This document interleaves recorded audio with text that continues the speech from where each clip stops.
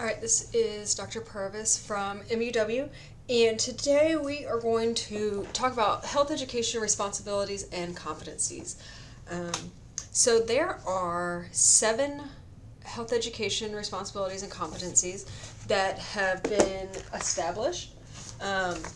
These have been, essentially deemed by the National Commission of Health Education Credentialing, NCHEC, to be the main 7 responsibilities and what all health educators really need to know and do.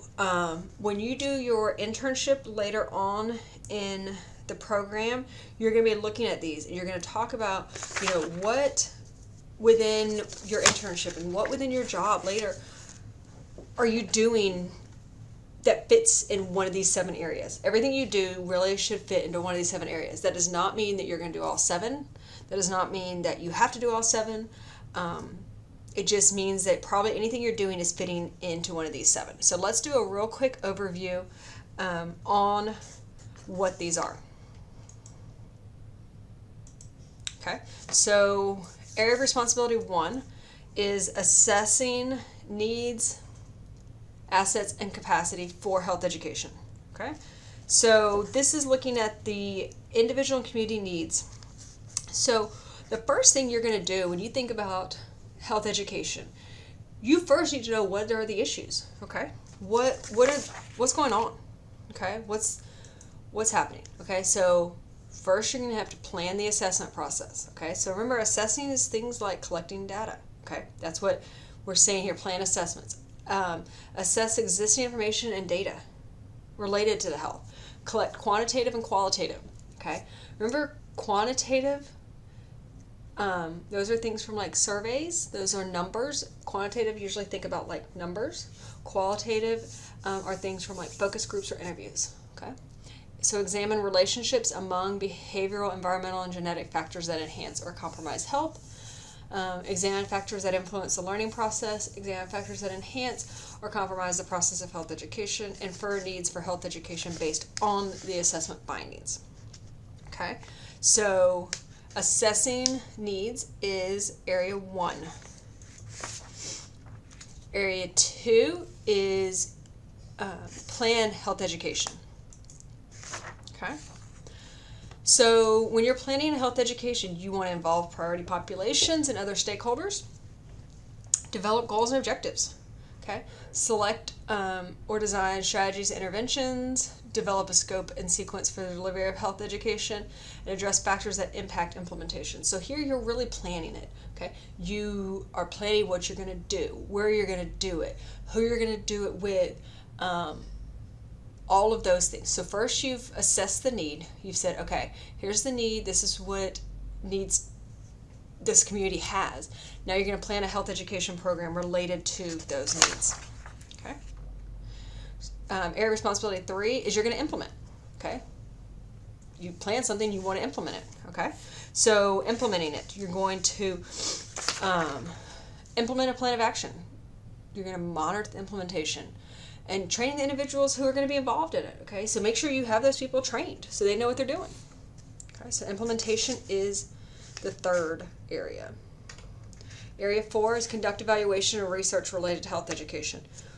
So if you don't evaluate a program and you don't conduct research related to your program, then you have no idea if the program's working. You don't know if the program needs to have changes. You don't know if the program, maybe you spend all this time and money on a program and you don't evaluate it and it just doesn't work. Okay, so you're wasting time. You will take later in the program, you'll take an evaluation course.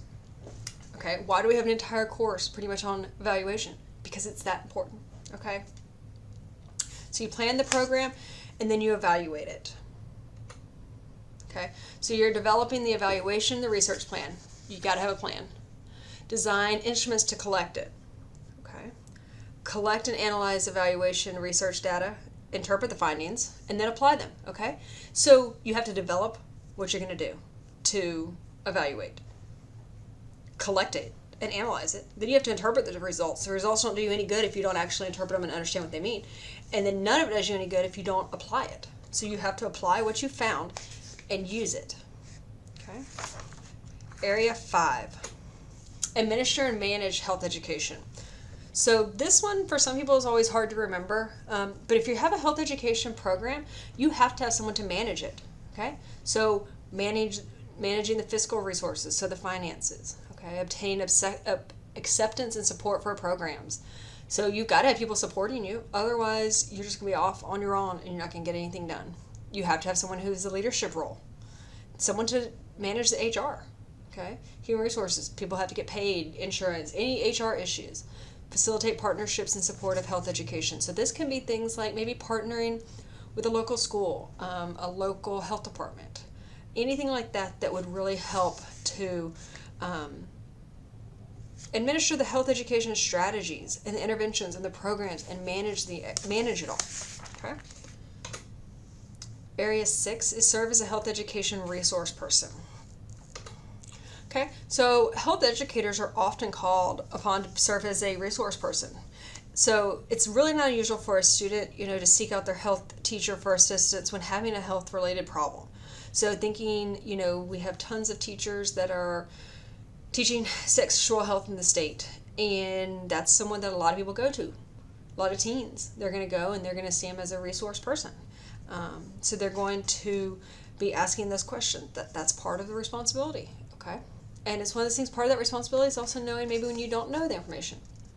So obtain and disseminate health-related information. So share what you know. Provide trainings. Okay, maybe it's that you are in a setting in which you can provide trainings to your colleagues. Okay, serve as a health education consultant. So consulting on different health education issues and matters, that's important. Okay. 7, communicate and advocate for health and health education. So, part of your responsibility is speaking up. Speaking up for what's going on, what needs to be done. So, assess and prioritize health information advocacy needs. So, really saying, hey, this is important. This is why I need your funding, or this is why I need you to pay attention, or this is a major issue. Anything like that. Identify and develop a variety of communication strategies, methods, and techniques. Figure out maybe what's the best way.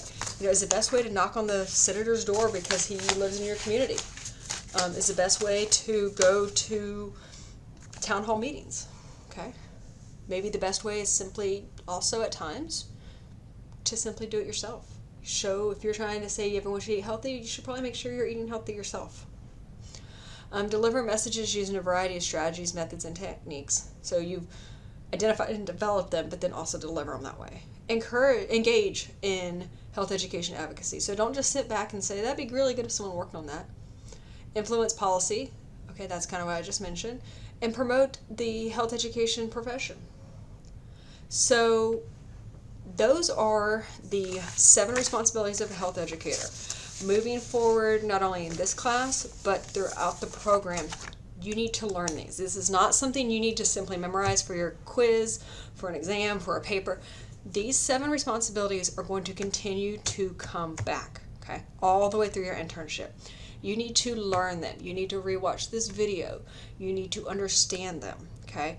If you do not understand these 7 responsibilities, ask, okay?